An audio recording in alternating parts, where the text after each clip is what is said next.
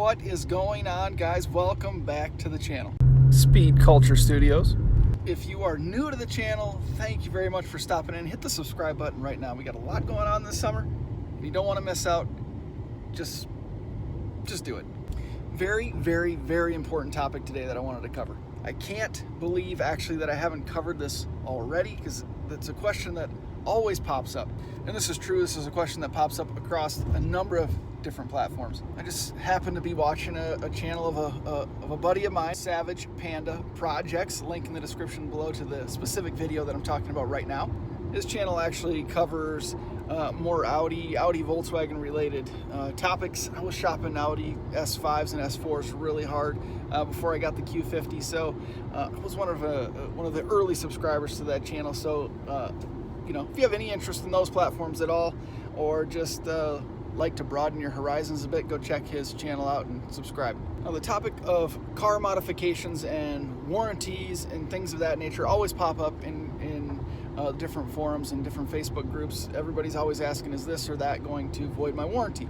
And he touches on this topic a bit in a recent video, and hit a few key points that a lot of people don't consider or aren't aware of.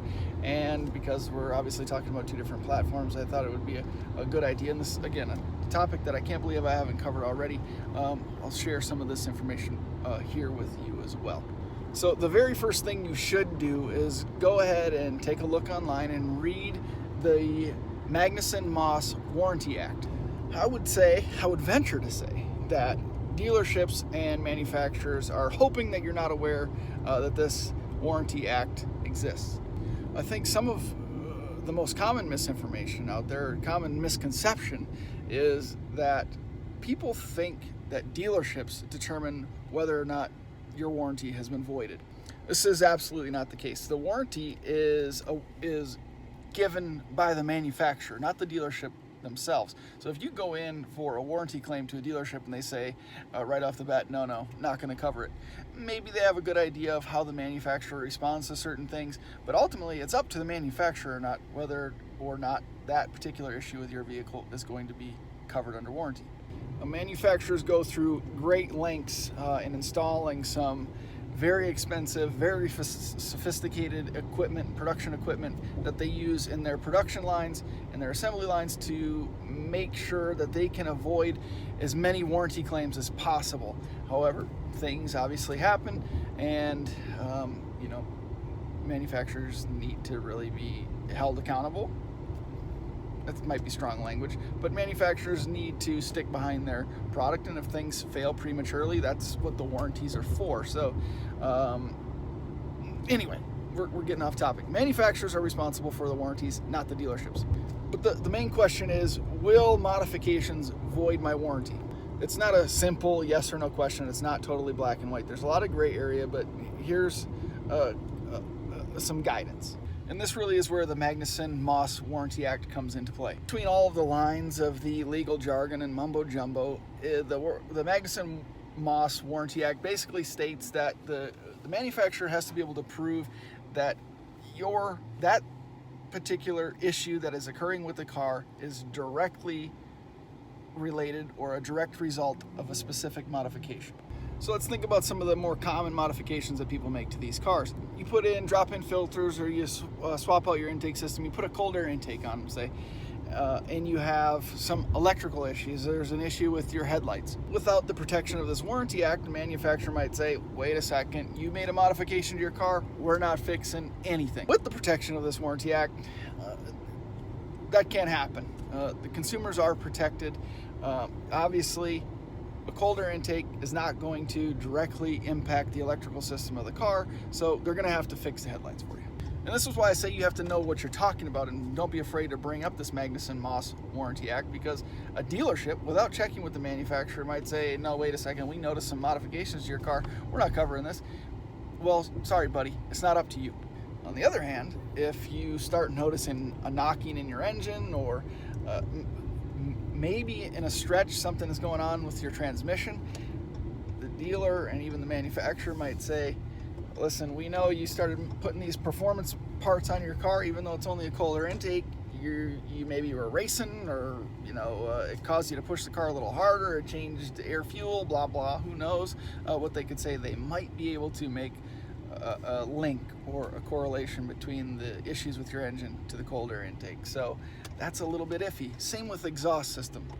Now say you change the suspension on your car, you got a nice set of coilovers, you got it sitting just how you want it, handling just how you want it to handle, and then you start hearing the knocking in the engine. That's a different story. It's going to be pretty hard for a dealership or a manufacturer to prove or to make a connection between an engine issue and the suspension upgrades that you made. Now a tune is another tough one. Most of the time you're going to, or the dealership is going to be able to tell that your ECU has been flashed by tuning software. Again, manufacturers do not want to waste any money, so this might be a tough one. If the ECU is flashed, it might void a bunch of stuff, even electrical things that you wouldn't think are related to performance. The computer, the brain box of the car controls a lot of different things, and manufacturers are sneaky little buggers. Now, Savage Panda Projects made a good point as well regarding this stuff. It really depends a lot on who you deal with. Some dealers will offer performance-related services in terms of software upgrades or performance parts upgrades. They'll say that they'll honor the warranty because you had the work done through them and with them. However, I'd still be really, really careful with that because, again, they're sneaky buggers. So I would say your best bet is to have any promises made at the dealership put down in writing. If you get an Infinity performance exhaust and you ask that dealership, hey, wait a minute, I know that some performance parts void the warranty, and they say, don't worry about it, you got it from us, we installed it here, say, can I get that in writing, please? If they're not willing to put it in writing for you, then you may want to either consider not doing it or just be ready for any issues that you're going to have to deal with, or any fighting that you're going to have to do to have them honor the warranty down the road. And again, the warranty is the manufacturer's responsibility, not the dealership.